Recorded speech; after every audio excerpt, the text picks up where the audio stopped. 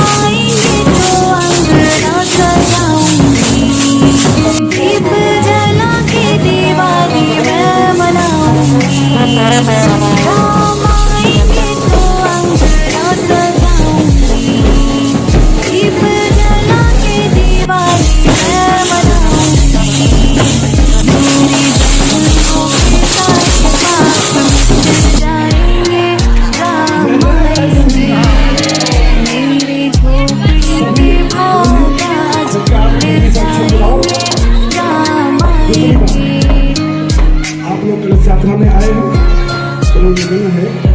आप लोग चुप रहे, कोई बातचीत नहीं। अभी आपको हाथ में अक्षत दिया जाएगा। क्या दिया जाएगा? अक्षत में चावल। जब कलश आपको दिया जाएगा, राम झूलेंगे तो पालना झूलाऊंगी, कलश के ऊपर डाल दें। मीठे मीठे भजन मैं सुनाऊंगी। राम झूलेंगे तो पालना झूलाऊंगी, मीठे मीठे भजन मैं सुनाऊंगी। और कलश यात्रा में बड़े ढंग से बढ़िया नाचते हुए गाते हुए आप लोग यात्रा करेंगे।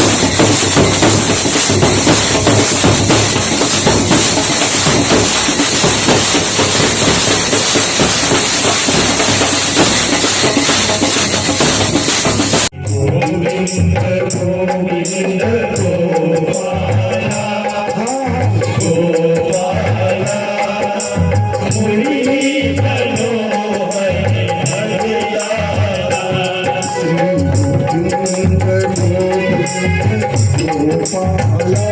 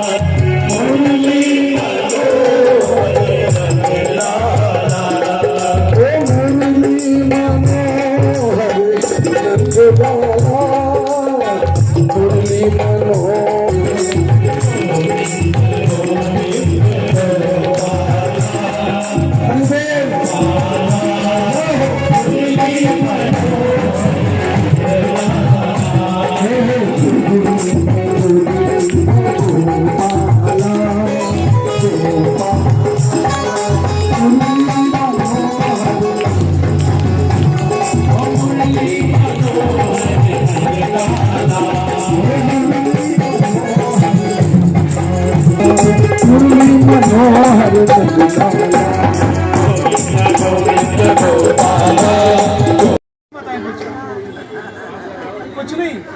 आप लोगों में से कलश यात्रा में कौन कौन शामिल है? सभी शामिल है। हाँ, सभी लोग शामिल तो बोलिए आप लोग को तो कैसा लग रहा है, क्या आपने मन्नत मांगी है? अरे जूता पहन के मत जाओ। महाराज जी आते हैं? अरे बाइनर है कोई यहाँ? ये वैसे कोई बोलने के लिए तैयार नहीं है। नमस्कार, मैं दीपक कुशवाहा और आप देख रहे हैं न्यूज़ 24 बिहार झारखंड। इस समय मैं मौजूद हूं जनपद गाजियाबाद के खोड़ा कॉलोनी के वार्ड नंबर 24 में और आप देख सकते हैं कि हमारे पीछे की व्यवस्था आप देख सकते हैं। आज हमारे साथ इस कार्यक्रम में मौजूद हैं समाज सेवा ट्रस्ट के अध्यक्ष पप्पू त्रिपाठी जी। मुझे सबसे पहले स्वागत है आपका। बहुत बहुत धन्यवाद आपका भी, और जो दर्शक देख रहे हैं उनका भी बहुत बहुत धन्यवाद। पप्पू जी, आज का जो कार्यक्रम आपने रखा है श्रीमद् भागवत कथा का, इसके बारे में कुछ बताएंगे आप? ये कथा जो है समाज की कथा है और लगभग सभी लोगों का इसमें योगदान रहता है, और उसी में छोटा सा योगदान समाज की आवाज़ ट्रस्ट का भी रहता है, और उसी के माध्यम से आज कलश यात्रा है, और कलश यात्रा के बाद उसके बाद 7 दिन श्रीमद् भागवत कथा। त्रिपाठी जी, जैसा कि समय समय पर आप जनहित और समाज हित के काम करते रहते हैं, तो ये विचार आपके मन में एकदम से कैसे आया कि अभी भागवत कथा, और किस स्पेशल इसको कराने का क्या है, मतलब क्या मकसद है आपका स्पेशल?